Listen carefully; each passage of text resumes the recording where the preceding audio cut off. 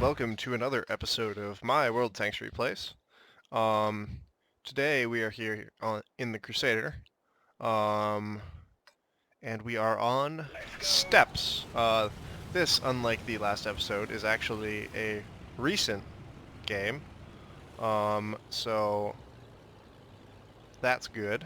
Um, so we are going to head over to the west side of the map here to see what we can do. Uh, I believe this is my first replay with this vehicle on my channel. This is a vehicle I very much enjoy. It is just a great combination of camouflage, DPM, and just an overall good platform. It's pretty fast, it's got good gun depression, and it's the best of the spammy 57mm Tier 5 mediums. Obviously this is classified as a light, but it gets normal medium tank matchmaking, so it might as well be. Though it does, as I've mentioned, the camouflage, it keeps all camouflage on the move because it is classified as a light tank, which is quite nice. So yeah, we're just chilling here on Steps, waiting for things to develop. Um, so I'm kind of just hanging around, waiting for stuff to show up before I try to charge in, because the Crusader does not have armor. So we're going to come around here and see if we can spam our gun at things. So yeah, you'll see, because I have mods installed in the client, I currently do not have my reload time displayed, but once I fire it, you'll be able to see it, and you will realize that it is a very fast reload. Yeah. So we're waiting for this OI experimental to carve the path here a little bit. T28 says hi. Actually, we're not going to get the reload timer in replays, which really sucks. But I guess I will just tell you. Actually, the mod is like defaulting in this. Is weird. The reload on this in my current configuration is 1.86 seconds. So yeah, we are going to go around here and now try to take out this T14. Hesser we can kind of ignore because he's doing something a little dumb. So hello, Mr. T14. How would you like a lot of damage to your side? And then we'll pull forward a little bit and throw one into his machine gun port. There's a RAM 2. Unfortunately, the RAM 2 has some armor, so we're going to struggle a little bit here. I'm trying to hit his turret, but gun is not having any of it. Honestly, the way this game started out, I thought it was going to be a pretty mediocre game. So I took a hit from artillery there. It was almost certainly the birch gun with that little damage. Maybe the bishop if he failed to pen by hitting a strange angle. But yeah, we're gonna move up here, and we're gonna go behind the railroad track, try to kill some artillery to help out the team. There's the M41. He barely misses me. My first shot was unaimed, but the rest of those shots generally being inaccurate. So like, as you can see, this game didn't start out so well for me because I was missing a lot of shots. Then I took a random shot from over there. So I'm on half health at this point. And so I would still like to go kill some more artillery. The bishop died, but there's the birch gun. Let's take out Mr. Birch Gun here. Once again, my shot's not being the most accurate. The thing to keep in mind is that this gun does, in fact, fire faster than it aims by a good amount. So sometimes you just gotta rely on RNGs just a little bit. We're gonna let it aim at this Matilda though, so we can hit the right spot. Fortunately, that second one kind of hits awkwardly on his turret ring instead of smacking into the front plate. So now we're gonna go over here and try to defend our team, who's probably gonna try to cap from any threats. So I see the M4. Need to get in a better position, so I'm gonna back up into the hill as opposed to driving all the way over the train tracks. M4 backs off a little. And there's also a KV-1 coming in. so I'm just patiently waiting to get a better shot. Obviously, KV-1 turret's not going to happen, so I need to be a little more patient. So I'm waiting for them to spot something. They do. M4 is spotted. First shot misses. And then the next two connected to his side. That one misses. If you were more patient than I, you would wait for this gun to aim, but honestly, I just spam out the shots because they're eventually going to hit. And if you get lucky, you can kind of melt things even at longer ranges like this. That sir comes over. I try to take a shot at him, but it does not kill him. It either hits his upper plate or it does something else, and now my friends are dead. And I'm alone on this side of the map, and there are things that are coming to kill me. More specifically, 4 things that are coming to kill me. So we're just gonna go over here, and either try to hold our ground over here or cross over the railroad tracks. I was deciding at the time.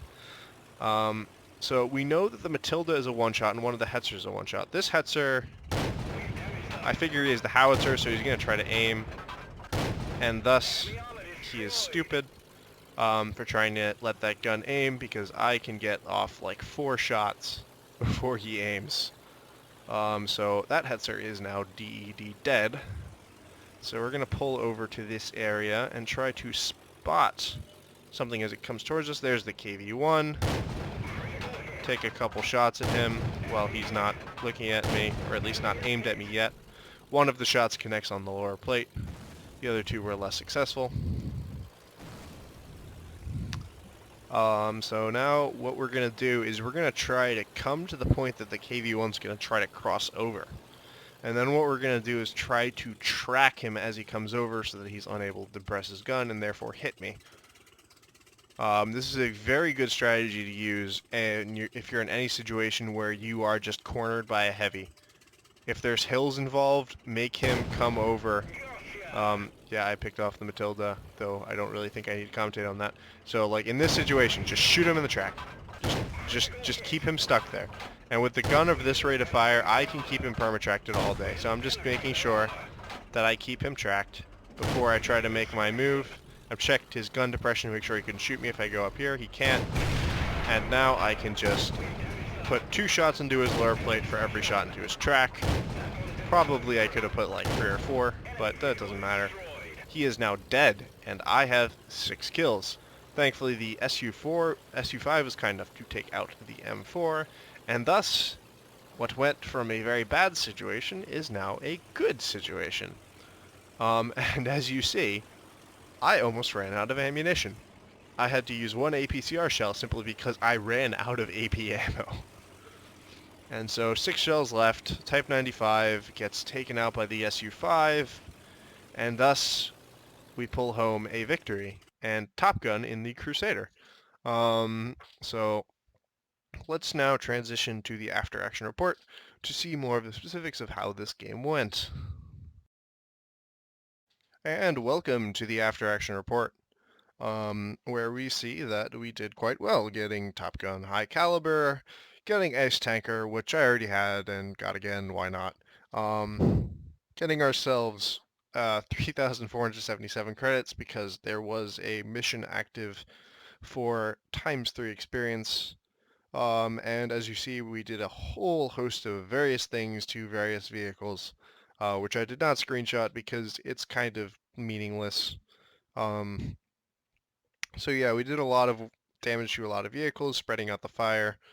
And now we will go over to team score, where we see that I got a base experience of 1,159, which is very solid, and 1.6k damage, which is pretty darn high for a tier 5. Usually you can only get that type of number if you're in a tier 6 or 7 game and you're in a tank destroyer, so there's more health going around. That's actually a good chunk of the enemy team's health, though that's not the best I've done at tier 5. If you want to see that, go check out my Stug 3 video, which is called Disappointed, I believe, where I do actually substantially more than that in damage in that game. Yeah. But yeah, still a lot of net damage nonetheless. It was a very solid game, and the Crusader, which I very much enjoy. It's a good um, of super spammy DPM tier 5 mediums. I'm still going to call it medium, whatever they want to call it.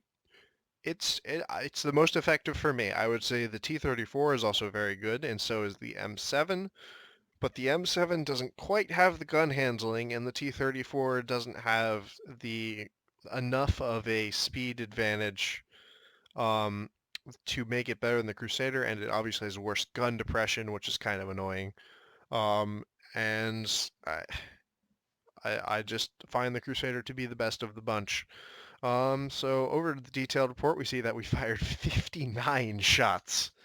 That's probably, aside from autocannons, that's probably like close to the highest amount of shots I've ever fired in a game. Um, I believe I once ran out of ammunition in the T-34-85, so however many shells that is. Uh, it's probably like 45-ish, something like that.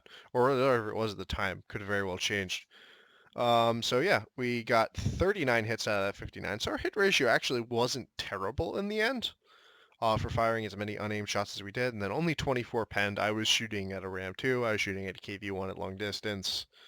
I was kind of taking iffy shots, but that's how I play the vehicle. I don't let the gun aim, which may or may not be a dumb way to do it.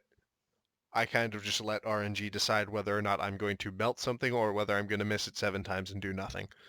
Um, so yeah, did most of our damage at close range, couple at further than 300 meters. Received 3 hits, one failed to pen somehow. It hit the troll plate on the front and bounced. And so yeah, we 9 vehicles damaged, 6 vehicles destroyed, 748 spotting damage, probably from at the end where I was lighting up targets and the artillery took a couple shots at them.